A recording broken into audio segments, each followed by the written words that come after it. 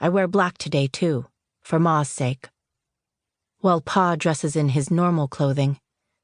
It's not that he doesn't care. It's that he can't show us that he does.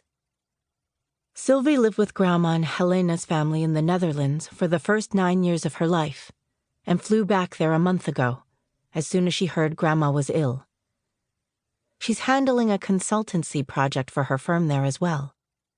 Dazzling Sylvie, 7 years older than me, yanked from her glamorous life in Europe back to our cabbage-scented apartment in Queens when I was only 2 years old. Often there's a dichotomy between the beautiful sister and the smart one, but in our family, both of those qualities belong to my sister. And me, I am only a shadow, an afterthought, a faltering echo. If I didn't love Sylvie so much, I'd hate her. How did a brilliant creature like Sylvie arise from such mundane stock as our Ma and Pa?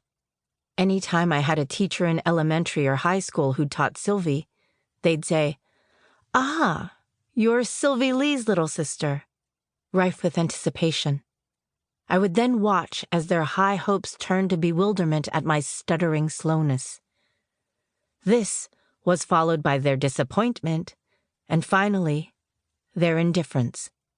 Sylvie went to Princeton undergrad, earned a master's in chemical engineering from MIT, worked a few years, then went back to school for her MBA from Harvard.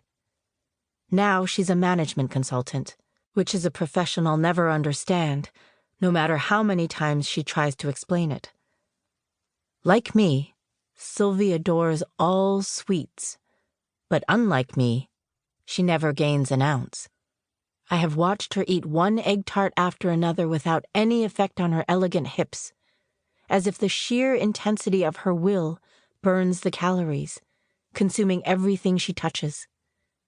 She used to have a lazy eye when she was little and wore an eye patch for years. Now, the only imperfection in her lovely face is that her right eye still shifts slightly outward when she's tired. Most people don't even notice, but I sometimes console myself with this tiny fault of Sylvie's. See? She's not so perfect after all.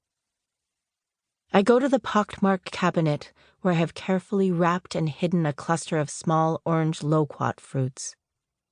If I'd left them on the vinyl kitchen tabletop, and Pa had caught sight of the vulnerable snail hidden among the pear-shaped fruit, he would have killed it. Pa works in a fish market in Chinatown. He's been forced to become insensitive to death. All those fish, gasping on the wooden chopping block until he ends them with his cleaver. The tiny snail with its translucent shell is still perched on one of the loquats and seems fine.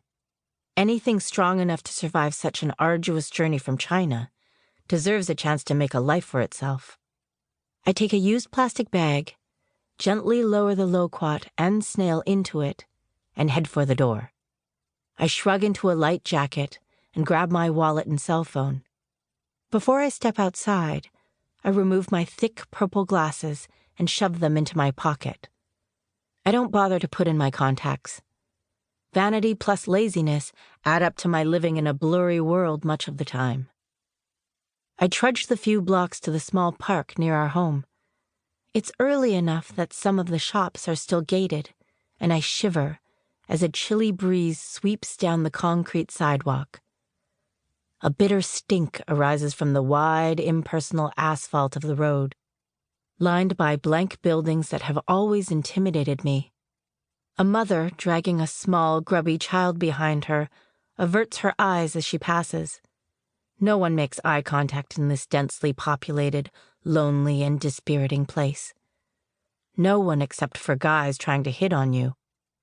A group of them are hanging out now, in front of a broken store window with a large sign that says something about 50% off. They are mere bruises in my peripheral vision as they yell after me, "Ni hao, can I put my egg roll in your rice patty?" and then break into raucous laughter. Do they have to say the same dumb thing every day? As long as they maintain their distance, the vagueness of my vision is as comforting as a cocoon.